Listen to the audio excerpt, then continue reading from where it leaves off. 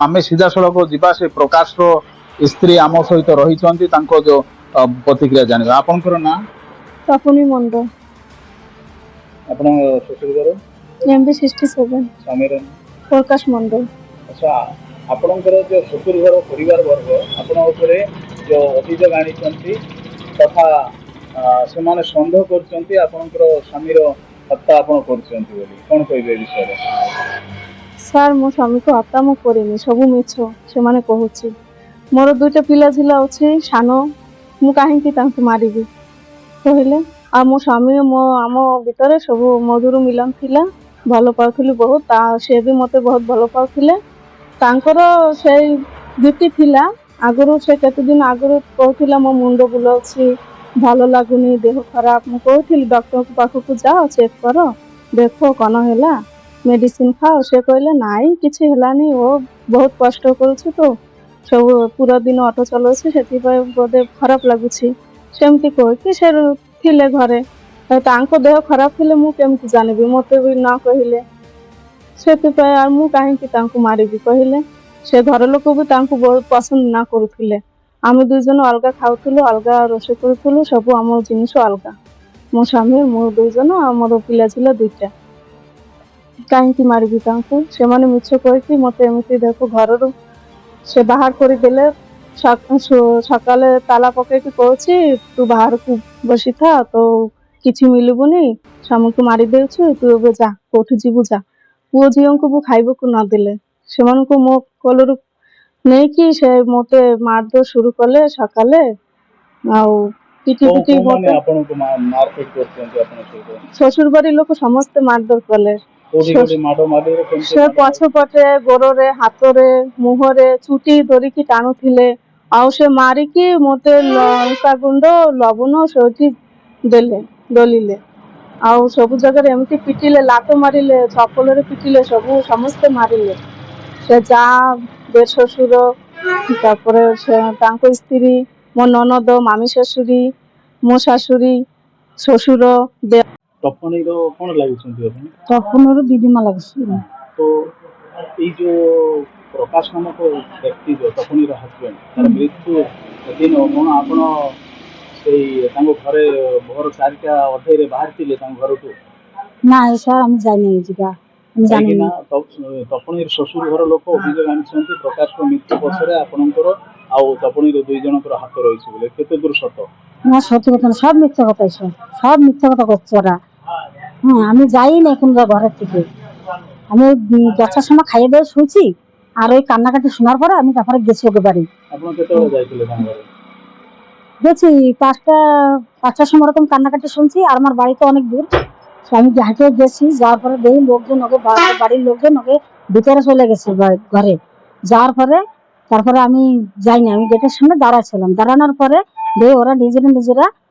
মেডিকেলে নিয়ে গেছে একটা পাশে যে লোক থাকে তারাও যায় না তাকে বসিলে দুয়ারে 4টা বেলে বসিলে পরে মু দেখলি আম ঘরঠু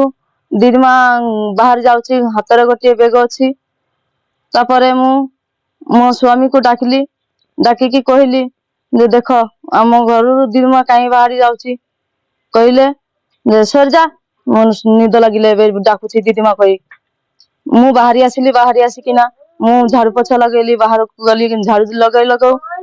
बालिश আমরা পরে খোঁজ করতেছি মরার খবর শুনে যে কি অবস্থা এইভাবে মরে যাবে কেন ঘরে দেখতেছি সে বালিশ নাই বোর কাপড় নাই বউ এইভাবে বের হইছে বসে কাপড় ছায়া ব্লাউজ কোনে গেছে তাইলে বোর কাম সারা আর কিছু হবে না আমাকে ন্যায় দেন আমাকে ন্যায় চাই আমাকে আমার ডর না আমার ছেলে ন্যায় চাই আমাকে ন্যায় দেন স্যার 5টার সময় ডাকতেছে যে সে দরজা ঠেলতেছে এসে আমার দরজা খুলে দেখি কি যে ছায়া বলে ছায়া পরা রয়েছে বেলার গায়ে রয়েছে উল্লুকের মতন চুল সব রয়েছে মাথা লয়নি বৌমার মাঝে বৌমার যে ঘরে গেছে ছেলে কি আইছে তারপরে 67 नंबर गत 29 तारीख रे रात्रि रे जो प्रकाश मंडल नामक व्यक्ति जो मृत्यु होइছে तांकर जो परिचित अछंती जने आम सहित सीधा सड़क तांको प्रतिक्रिया नेबा तो आपण ए विषय रे कोन जानचंती आ कोन अभियोग रहिछि आपनकर जो प्रकाश रो मृत्यु को नेकी मोर नाम अनाथ मंडल गा एमबी 76 ଗତ 30 ତାରିଖରେ ଯେତେବେଳେ ଖବର ପାଇଲି ଯେ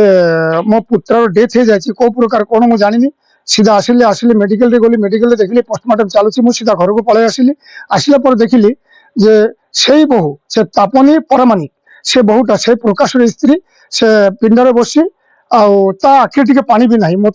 ମୁଁ ତାଙ୍କୁ ପଚାରିଲି ଯେ ତମେ ଟିକେ କାନ୍ଦୁନ ବି, କିଛି ନାହିଁ, ତମେ କାହିଁକି ଆଇନ ହାତରେ ନିଅ ନା, ତମେ ସତରେ କୁହ। ସେତେବେଳେ ତାପନୀ ପରମାନିକ ମତେ ଗୋଟେ କଥା କହିଥିଲା ଯେ ତାଲେ ମଶାଇ, ଆମ ବଙ୍ଗଳାରେ କହିବୁ ତାକୁ ତାଲେ ମଶାଇ ଏମିତି ହେବ ମୁଁ ଭାବି ପାରିନି, ମୁଁ ବୁଝିପାରିଲିନି। ମୁଁ କହିଲି ମାନେ, ତ ଏ ଆଧାରରେ ମୁଁ ତାଙ୍କୁ ଘରେ ମୁଁ ଯାଇନି। କିନ୍ତୁ ଯେତେବେଳେ ପୋଲିସ ବାଲା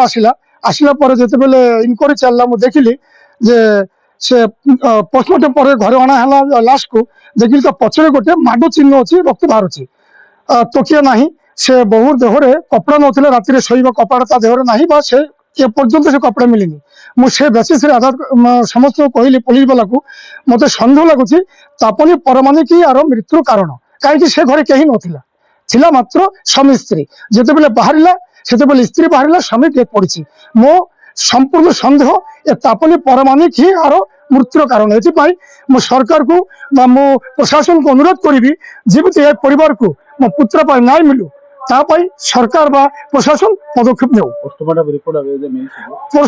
ରିପୋର୍ଟ ଏପର୍ଯ୍ୟନ୍ତ ଆମକୁ କହିଥିଲା 5 ରୁ 7 ଦିନ ହେବ, ତା ଭିତରେ ମିଳିଯିବ। କିନ୍ତୁ 9 ଦିନ ହେଇଗଲା, ଆଜି ଯାଏ କିଛି ଖବର ନାହିଁ। ଏବେ କହୁଛି ସୋମବାରକୁ। ତ ଆମକୁ ଏହା ନେଇକି ବି ସନ୍ଦେହ ହଉଛି, ପୋଷ୍ଟମର୍ଟମ ରିପୋର୍ଟଟା ଆମକୁ ବେଗି ଦିଆଯାଉ। तो ये थिले आम सहित जो प्रकाश मंडल नामक व्यक्ति 29 तारीख जो राति मृत्यु होती संपर्कीय, तो तांके जो अभियोग करछंती कि संदेह रही जे ये जो प्रकाश रही स्त्री ताकू हत्या करिसेंती बोली कि संदेह करुछंती। काहेकि ना प्रकाश जो तकिया ऊपर शोइथिले, से तकिया साइड रे रक्त जमा होइथिला, तत्सहित पछपटे जो मुंडरे आघात लागिछि बोली अभियोग आनिछंती संपर्कीय। एवं से तकिया एवं जो प्रकाश स्त्री जो साड़ी पिंधि शाढ़ीर अता पता एबे जाए मिलनी।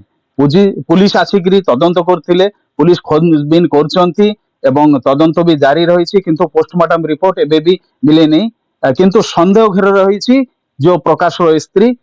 के मालकानगिरी जिला कालीमेला ब्लॉक MB 67 गाँव गोविंद मंडल को report news Odia 30। News Odia 30 channel रो नुआ नुआ अपडेट शीघ्र देखिबा पई चैनल को सब्सक्राइब, शेयर, लाइक एवं कमेंट्स करंतु। धन्यवाद।